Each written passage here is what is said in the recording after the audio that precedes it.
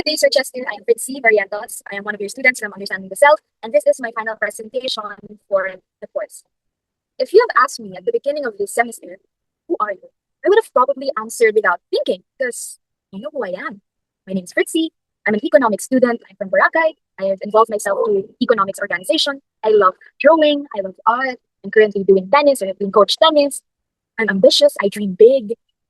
And honestly, I would have believed that was enough. Because what more? What more I need to say? Those are the facts, right? Because isn't that how we're taught to answer the question? We introduce ourselves through facts, our name, our course, our achievements, hometown.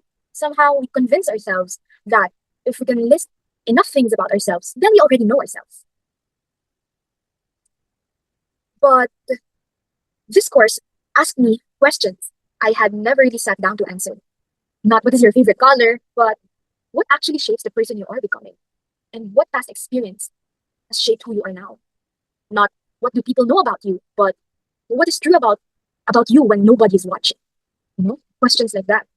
Today, I want to walk you through what I've learned about myself this semester through three battles I fight almost every day. Battles that this course finally helped me understand. So, the person I knew. These are the facts I used to lead with. My name, my course, where I'm from, the organization I'm part of, the things I love, the size of my dream. And for a long time, I really thought that was enough. I knew everything about myself, but I didn't really know myself. How ridiculous, right? One idea from the very start of this course stayed with me the most. Understanding the self is becoming aware of our thoughts, our feelings, behaviors, not only in the present, but recognizing how those past experiences shaped us and how our choices now will influence the person we're becoming. Another idea that deeply resonated with me was the concept of being centered. That fulfillment happens when our identity and our actions align or match.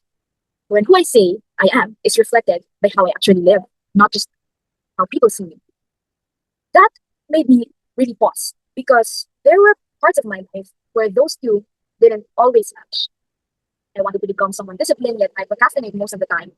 I wanted to become someone confident, yet I constantly looked for validation from other people. I wanted to become someone who believed in herself, yet my own thoughts often become my biggest obstacle. That's when I realized this presentation isn't really about my weaknesses. It's about three quiet battles that many people actually might never see. But this course finally helped me understand. I chose the word understand because it's a work in progress. And this course has helped me recognize those battles. It gave me an avenue, it gave me the lenses to finally see them. Right?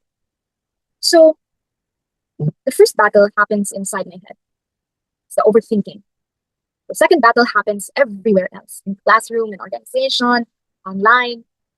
It's the constant search for, it's the constantly exhausting search for validation. It's everywhere. It's at home, you know. And the third battle is quieter than both of them. It doesn't look like fear, insecurity. It just looks like 5 more minutes. It's procrastination. Let me walk you through each one and what this course taught me about facing them. I think the hardest battles are never the loud ones. They're the quiet ones, the ones that happen inside your mind, the conversations that nobody hears. Our topic regarding psychological self has really helped me on this. Overthinking is a little funny, right? Because sometimes absolutely nothing has happened. Nobody has said anything. Nothing has gone wrong. Yet somehow my brain has already written an entire movie. A movie where every possible ending is the worst one, the worst possible scenario.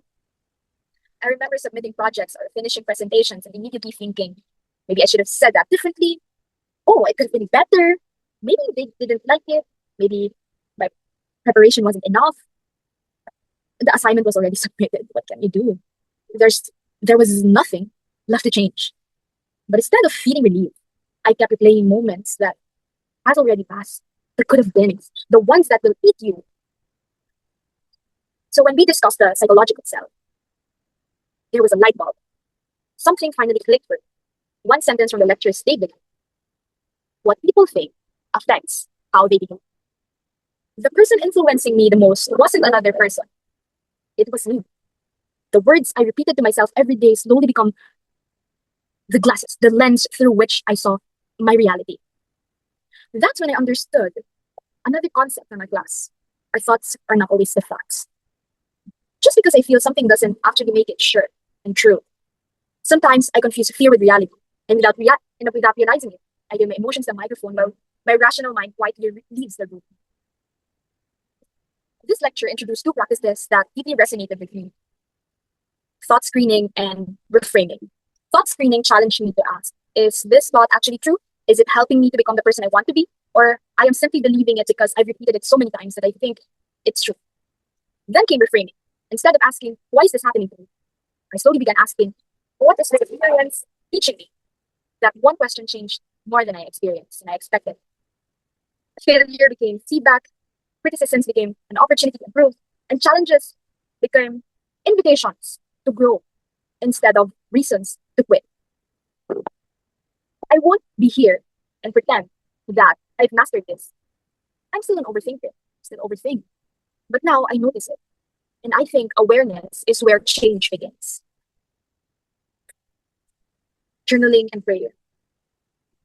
One of the first practical steps I've taken is journaling. Ever since I was a kid, I've already used this as an avenue to release everything. Every time my thoughts became too overwhelming, I write them down. So, oh, naka-blurred yung, but this is one of my journal notebooks. Not because I write them down, not because writing magically solves everything, but because seeing my thoughts on paper helped me segregate, organize, separate facts from fears and what really is true. Sometimes I even laugh after reading what I wrote because I realize, why was I so convinced that this disaster is going to happen when it always works out every single time? Why? Why do I believe this? So another step I've taken is more intentional with prayer.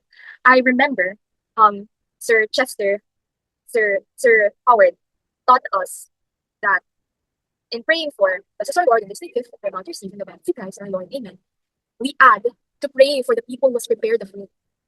And it really opened up my mind because, wow, intentional. These foods are the reason why, part of the reason why you're still here, why you will be energized throughout the day. That's why we should thank the village who has helped produce it, helped for it to be on our table. So now I added that I also thank the people who has been part of processing this food from farm to table, as well as the people who is working hard in order for this food to be prepared in our table. In that way, you get to think that the foods that you're consuming is a lot. It came through a lot. It's there, not just by privilege. Yeah. So instead of carrying every worry by myself, I've learned to pause, to breathe, to pray before reacting, and to remind myself that not every thought deserves my attention. This also works in the morning, where, especially on Mondays, anxiety would creep onto you. Oh my God, it's Monday again. I'm going to face this course. I'm going to sit there many hours of the day. And the good thing about this day is being in bed again, right? One thing I've also noticed is that applying morning gratitude to the Lord and recognizing that this day was built to be a gift. That is why present. That is why it is called a present. Gave so much difference in how you will see the day. It's another chance. It's another day full of mystery, full of people who you're meant to meet, experiences you're bound to experience, learnings you're bound to learn, and the choices you're about to make, choices which were not available yesterday. It's a lot. And it will rewire how your brain will think of it. You know, this may look simple, notebooks, writings, brain dumping, but to me, they're evidence that change doesn't always happen through one big moment, like shifting huge moment. Sometimes it happens one page at a time, one thought at a time, one choice at a time, one prayer at a time, one day at a time, one task at a time, until you break it down into small pieces, until the huge one becomes so small. And you see that He, our Father, is far greater than what I think. Battle 2. I used to think confidence meant walking into every room believing you were the smartest, most grittiest person out there. You know, There are just those people that when they go inside the room, I light their knob and, oh my God, she's so cool. But I realized confidence isn't about believing you're better than everyone else. It's never that way. It's about still knowing who you are, even when nobody applauds you, knowing you are worthy despite no affirmations that you are, things like that. Like knowing that you are enough without asking any validations from anybody, because simply knowing that you are is already enough. I hope I explained that well. So to the next one. Whether we admit it or not, all of us want to be accepted. There's nothing wrong with that. But the problem, I think, begins when acceptance quietly becomes approval, when belonging slowly becomes pretending, self diffusion. I realized there were so many moments where I measured myself,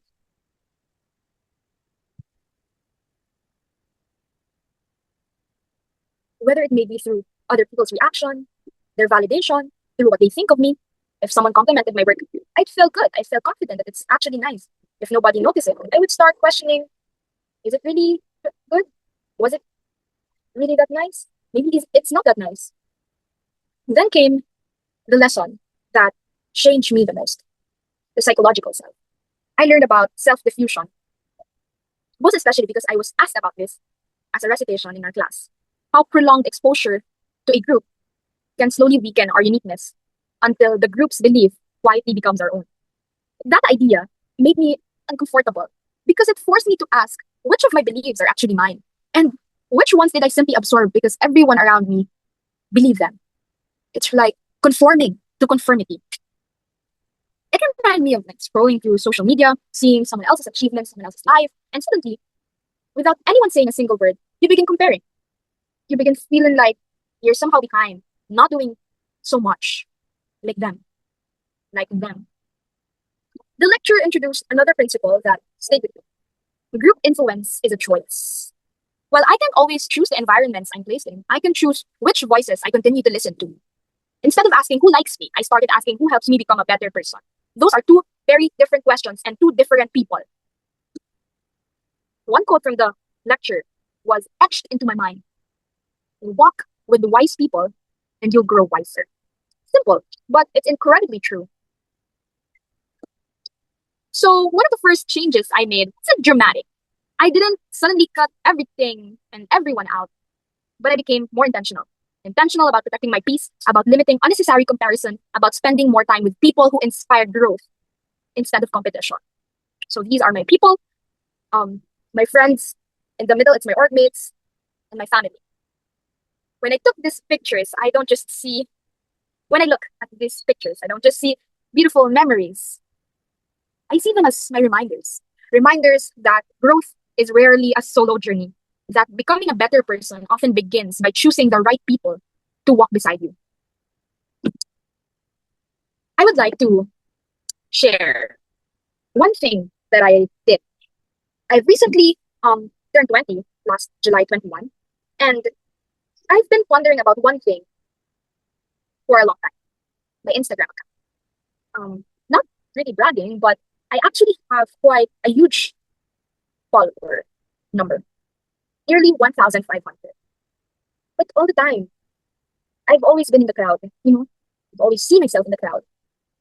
But I realized that what I share in my Instagram account was very intentional, something that other people don't deserve to see because we don't know who follows us there. If their intentions are really great about you, there are also connections that I are still there, but I don't want to rekindle anymore, reignite. There are also people that are there that don't even know who I am. We don't even spark conversations along the hallways of this university. Why are they even there? I ask myself. I want to create space for myself where I'm free, I am comfortable, and I don't have to pretend like I'm perfect, I'm a superstar, and my life's perfect. In that account, I want to be intentional. I want to show off my battles, challenges, everything. I want to be blunt about my life. So what I did is unfollow people, remove them from being followed, remove them in my following list, also unfollow them. Unapologetic, like without thinking, what would they be thinking? I mean, I wouldn't, It's out of my control if my mind would think, how would they think of it? But I just answered, we don't care. I have lived my life without them in it. And so does this. Okay, I would like to walk you to the last battle, battle three. Ah, so the first battle was overthinking. The second was seeking validation. And then this third battle looks much less dramatic than our first ones. It doesn't look like fear, something drastic. Sometimes it just looks like 5 more minutes. I'll start tomorrow after lunch. I'll start 2:30 or 2:15. Or what if 2:45? Or 3 na lang? Or what if sa gabi na lang? Because maybe I'm a night owl. Or maybe in the morning, 3 a.m. kasi sabi nila, it's much better to study that time. And before I knew it, tomorrow becomes next week becomes next month, and suddenly, there am I again, high cortisol, palpitating because of the coffee. And I'm rushing again, rushing myself again, not even enjoying it anymore. I always thought procrastination was simply poor time management. But understanding the self, this course challenged me to ask much deeper question. What if procrastination isn't just about time? What if it's about culture? That question came from our discussion on the anthropological self. So every person has a personal culture, a collection of beliefs, habits, and routines that gradually or incrementally became our normal. It was something they picked up from their experiences and became our normal. I realized that I wasn't procrastinating because I was lazy. I was procrastinating because postponing things had quietly become part of my personal culture. And the habits eventually became our identity. So this lecture introduced me a question. Will this culture make me or break me? Why you tried? Why did one culture make you and break you? But it really, altered how my brain thought of it. It indeed shapes me, right? And what shapes me would be me. And that was who I am. It could, and it will, make or break me. But the lecture also talked about habit formation. That if unhealthy behaviors are learned, healthy behaviors can also be learned. One small decision, repeated consistently, eventually becomes who we are. And that gave me hope. Because it meant that I didn't have to completely change overnight. I just had to become slightly better, 1% better every day, as James Clear would say it, of Atomic Habits. I just had to become slightly better than yesterday. Well, there are days where I still go back to the old habits and go back to the 0, then 1, or the progress that I have. But it's okay. Just like what I said earlier, every day is called a present because it's a chance. It's the chance that the Lord has given us every single day. Something to be grateful for. So these are the evidences that I have made decisions. I have made small steps, to conquer this. I began maximizing my Google Calendar as my planner, not because writing things down or organizing it magically, diminishes them, but it helps me to keep promises to my future self. You know, I started breaking overwhelming projects into smaller tasks. I also began setting personal deadlines earlier than the actual deadlines because I know myself.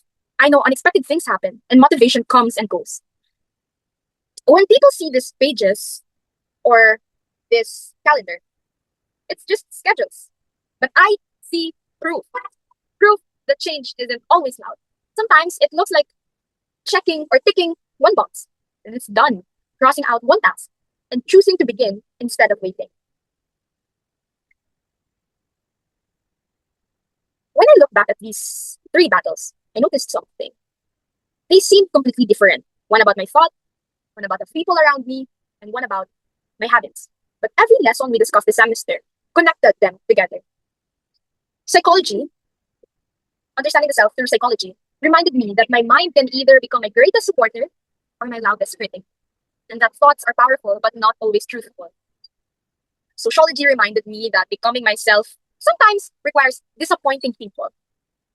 Care, because not every influence deserves permission to shape who I become. Anthropology taught me that culture isn't always only something we inherit. It's also something we create through every habit we repeat and every excuse we normalize. The psychological self or the philosophical self asked me a question that quietly followed me. Am I only taking care of my body or am I also taking care of my soul? The physical self reminded me that my body isn't valuable because it meets someone and my own personal standard.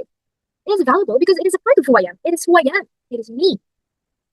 The emotional self taught me that just because I feel something doesn't automatically make it true.